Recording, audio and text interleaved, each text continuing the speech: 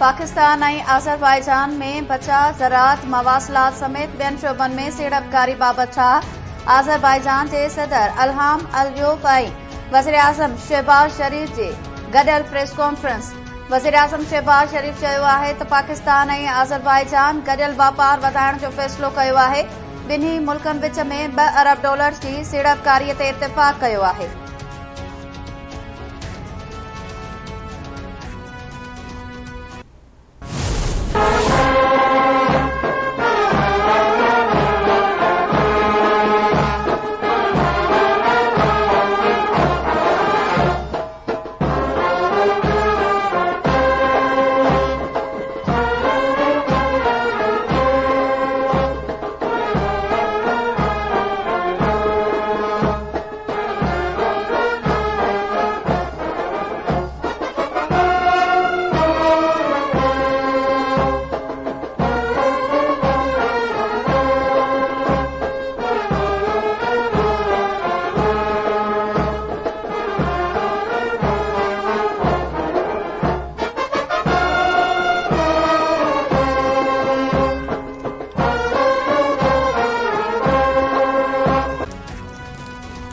Azerbaijan जे सदर इल्हाम अलियोव जी वज़ीर आज़म शहबाज शरीफ़ सां मुलाक़ात। ॿिए तरफ़नि लाॻापनि समेत गॾियल दिलचस्पी वारनि मामलनि ते ॻाल्हियूं। वज़ीर आज़म हाउस आमद ते वज़ीर आज़म शहबाज शरीफ़ आज़रबाईजान जे सदर जो इस्तक़बाल कयो। पाक फ़ौज चुस्त जथे गार्ड ऑफ ऑनर पेश कयो। आज़रबाईजान जे सदर इस्लामाबाद में यादगार पाकिस्तान ते हाज़िरी भरी वफ़ाक़ी घरू वज़ीर मोहसिन नक़वी भी मौजूद हो।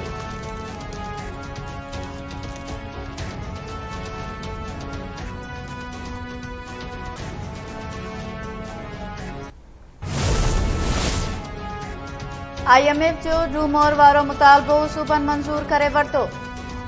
ज़रई आमदनी ते इनकम टैक्स बाबति चारई सूबा ऐं वफ़ाक़ हिक पेश ते अची विया। चइनी सूबनि ज़रई आमदनीअ ते इनकम टैक्स जी ओगाड़ी बाबति प्लान सुभाणे ताईं जमा कराइण जी ख़ातिरी कराए छॾी। ज़रियनि मूजिब 6 लख रुपयनि जी ज़रई आमदनी ते इनकम टैक्स जी शरह लागू थींदी। सिंध समेत चइनी सूबनि IMF सां ॻाल्हियुनि दौरान भरपूर सहकार जारी रखण जी ख़ातिरी बि कराई।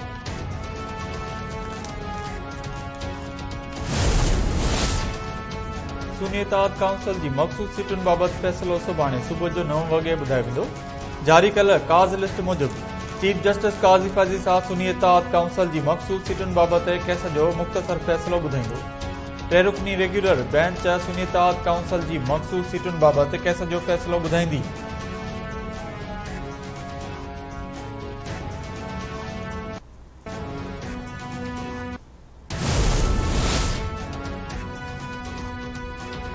सदर आसिफ अली ज़रदारी सां बलूचिस्तान जे वॾे वज़ीर सरफराज़ बुख्ती जी ऐवान सदर में मुलाक़ात। बलूचिस्तान जे वॾे वज़ीर सरफराज़ बुख्ती सदर आसिफ अली ज़रदारी खे सूबे में अमन अमान जी सूरतहाल ऐं अवामी भलाई वारनि मंसूबनि ते ब्रीफिंग। सदर आसिफ अली ज़रदारी बलूचिस्तान जी तरक्की ऐं ख़ुशहाली जा मंसूबा जल्द मुकम्मल करण ते ज़ोर भरियो। सदर आसिफ अली ज़रदारी जो चवणु हो त सूबे जूं आबी ज़रूरतूं पूरियूं करण ऐं ज़राअत खे हथी वठण लाइ वफ़ाक़ी हुकूमत जे सहकार सां कच्छी कैनाल जल्द मुकम्मल थियणु ज़रूरी आहे। बलूचिस्तान हुकूमत सूबे जी तरक्की ऐं अवामी ख़ुशहालीअ लाइ असराइता क़दम खणे।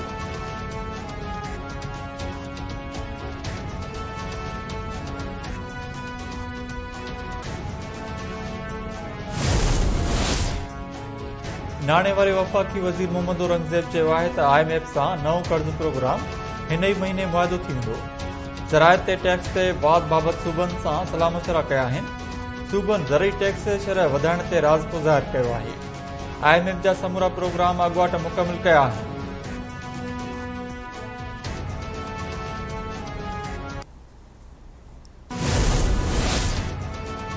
हुकूमत कमर्शियल ज़रई ऐं वॾनि वाहिपेदारनि लाइ बिजली महांगी करण जी मंज़ूरी ॾेई छॾी। ज़रियनि मूजिब कमर्शियल वाहिपेदारनि लाइ बिजली ₹8.04, ज़रई वाहिपेदारनि लाइ ₹6.62 ऐं जनरल सर्विसिस लाइ ₹6.98 फ़ी यूनिट महांगी कई वई। कमर्शियल वाहिपेदारनि खे बिजली जो फ़ी यूनिट ₹77.15, ज़रई वाहिपेदारनि खे ₹46.83 ऐं जनरल सर्विसिस लाइ बिजली जो फ़ी यूनिट ₹61.03 फ़ी यूनिट थी वियो। सनअती वाइपेदारनि लाइ बुनियादी टैरिफ बरक़रार रहंदो।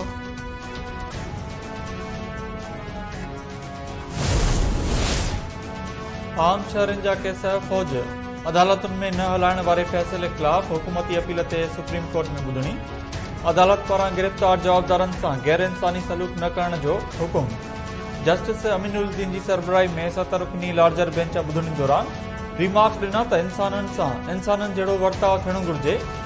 जस्टिस जमाल खान मंदोकेल चयो त जवाबदारनि जो जिस्मानी रिमांड ख़तम थी वियो आहे त जेल में छो न आहिनि। अटॉर्नी जनरल जवाब ॾिनो त फ़ौजी अदालत में जुडिशियल रिमांड न थींदो आहे। Justice Mohammad Ali Mazhar attorney general सां मुखातिब थींदे चयो त तव्हां हफ़्ते में जवाबदारनि जे फैमिली सां 2 भेरा मुलाक़ात जी ख़ातिरी कराई, उहो सिलसिलो जारी छो नथा रखो। ऑपरेशन अज़म इस्तेहकाम अञा शुरू न थियो आहे। पाकिस्तानी जेलुनि मां आज़ाद कयल टीटीपी जा माण्हू मुल्क में दहशतगर्दी करे रहिया आहिनि। वफ़ाक़ी घरू वज़ीर सेनेटर मोहसिन नक़वी जी सेनेट कमेटी खे ब्रीफिंग। मोहसिन नक़वी चयो त अमन जी सूरतहाल जो वधीक कंट्रोल सूबनि वटि आहे। असां सूरतहाल बाबति सूबनि खे ॼाण ॾेई सघूं था। सिंध ऐं पंजाब में ऑपरेशन हलंदड़ आहिनि। रेंजर्स खे मदद फराहम कई आहे। सदर सां गॾिजाणी में मक़ामी पुलिस ऑफिसर्स खे लाॻापियल डिवीज़न मां कढण जो फ़ैसिलो थियो आहे।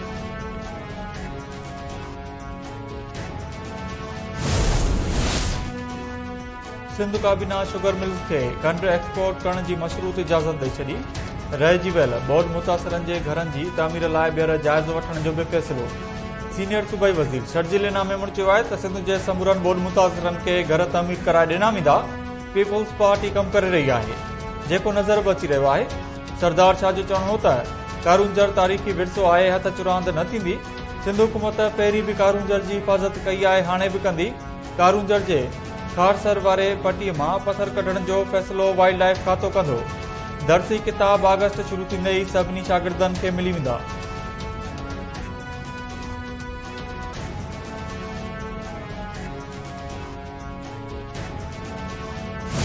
दहशतगर्दी अभी भी एक काफी बड़ा मसला है और हम देखते हैं कि आजकल पाकिस्तान वही बोझ काफी वजनी से महसूस कर रहे हैं। अमेरिका पाकिस्तान जी दहशतगर्दी ख़िलाफ़ जंग में ॾिनल कुर्बानियुनि खे क़तर जी निगाह सां ॾिसे थो। 9/11 खां पोइ दहशतगर्दी ख़िलाफ़ जंग में सभिनी खां वधीक कुर्बानी पाकिस्तान जी आहे। अमेरिकी परॾेही खाते जी तर्जुमान मार्गरेट मैकलाउड केटीएन जे प्रोग्राम फ़ैसिले जी घड़ी में मेज़बान आफ़ताब मुगैरी सां ॻाल्हाईंदे चयो त गज़ा में मासूम शहरनि जे थींदड़ जानी नुक़सान ते अफ़सोस आहे। इसराइल ऐं हमास पुरअमन ॻाल्हियूं करे जंगबंदी कनि। नेटो मुल्क यूक्रेन सां गॾु आहे।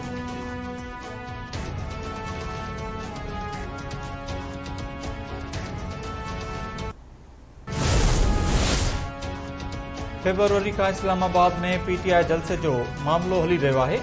आख़िर मसइलो कहिड़ो आहे? इस्लामाबाद हाई कोर्ट जे चीफ जस्टिस जो इंतिज़ामिया खां सवाल। अदालत पारां पीटीआई जलसे जी एनओसी मुअतल करण जे नोटिफिकेशन ख़िलाफ़ दरख़्वास्त ते ॿुधणी। चीफ जस्टिस आमिर फारूक पुछियो त डिप्टी कमिश्नर जलसे जी इजाज़त ॾिनी, चीफ कमिश्नर रद्द करे छॾी। इंतिज़ामिया करण छा पई चाहे? वक़्ती डिप्टी कमिश्नर अदालत खे ॿुधायो त चीफ कमिश्नर जलसे खे मुअतल कयो आहे, रद्द न। मुहर्रम जे 40 खां पोइ जलसे जी इजाज़त ॾिनी सघे थी। चीफ जस्टिस हिदायत कई त कंहिं खुलियल जाइ ते जलसे जी इजाज़त ॾिनी वञे।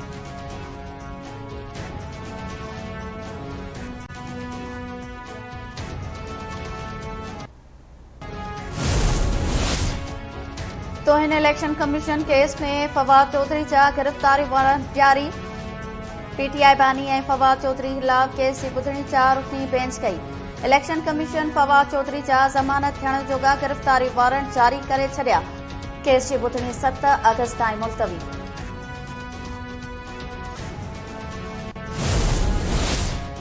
विद होल्डिंग टैक्स ख़िलाफ़ समूरे मुल्क में फ्लोर मिल्स एसोसिएशन जे सॾ ते हड़ताल।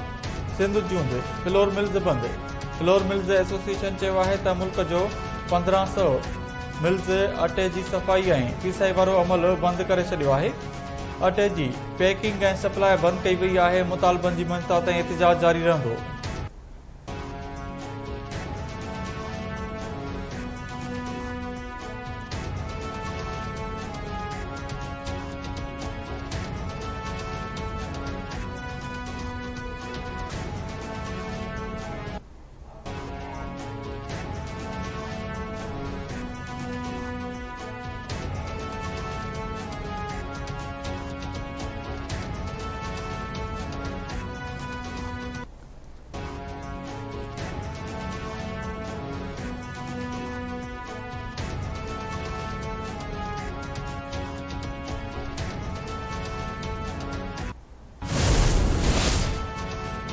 जस्टिस आलिया नीलम जो लाहौर हाई कोर्ट जे चीफ जस्टिस तौर उहिदे जो हल्फ खणी वरितो।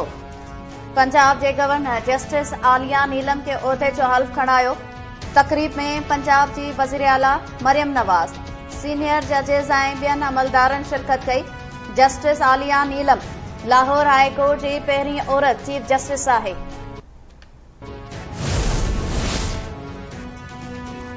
सावंत सुंदराणी तकरार जो जरगे ज़रिए थियल निबेरो सिंध हाईकोर्ट में चलिन। दरख़्वास्त गुज़ार कलीमुल्लाह कोसो पारां वकील शबीर शर्मा मार्फत सावंत सुंदराणी तकरार जे निबेरे लाइ प्राइवेट कोर्ट लॻाइण ऐं जरगो करण ख़िलाफ़ सिंध हाईकोर्ट सखर बेंच में दरख़्वास्त दाख़िल कराई। दरख़्वास्त ॿुधणी लाइ मंज़ूर, धुरियुनि खां 18 जुलाई ते जवाब तलब।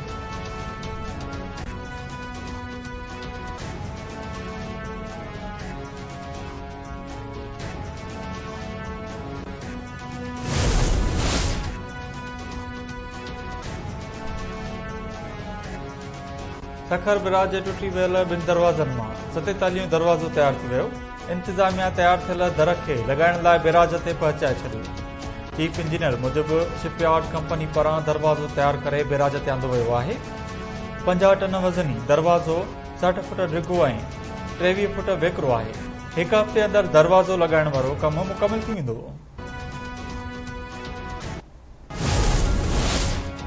सिंध में पाणीअ जी खोट बरक़रार, आबादगारनि जा मुज़ाहिरा ऐं धरना।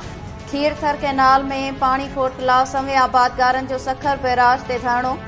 शहदाद कोट कुपो सईद खान सिजावल ऐं ॿियनि इलाइक़नि जे आबादगारनि सखर पहुची बैराज ते धरणो हयो। फुलजी स्टेशन जे मुख़्तलिफ़ वाहनी शाखनि में पाणी खोट खिलाफ आबादगारनि जो एहतजाज। दोदापुर में बेगारी कैनाल मां निकिरंदड़ शाखुनि जे आबादगारनि पाणीअ जी खोट खिलाफ मुज़ाहिरो करे मुज़ाहिरनि जे बाद गढ़ी खेरो रोड ते धरणो हयो।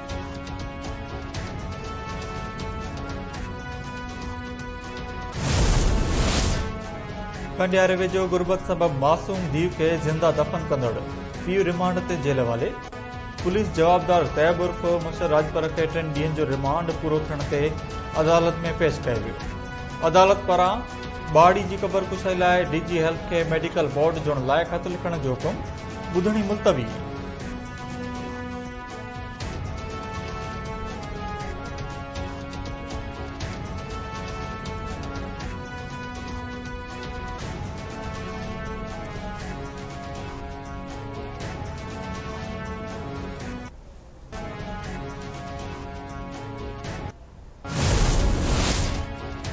छठे में 6 महीननि दौरान HIV जा 16 केसेस रिपोर्ट थियण बाद डॉक्टर सूरत हाल ख़तरनाक करार ॾेई छॾी।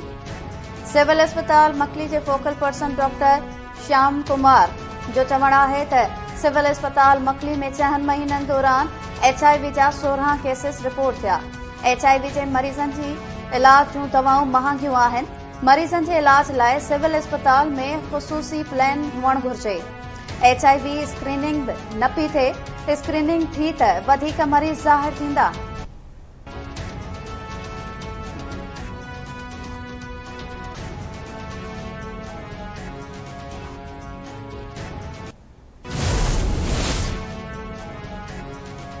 ऐं पाकिस्तान क्रिकेट टीम जे अॻूणे कप्तान वसीम अकरम चयो आहे त भारतीय cricket team ICC champions trophy लाइ पाकिस्तान ईंदी।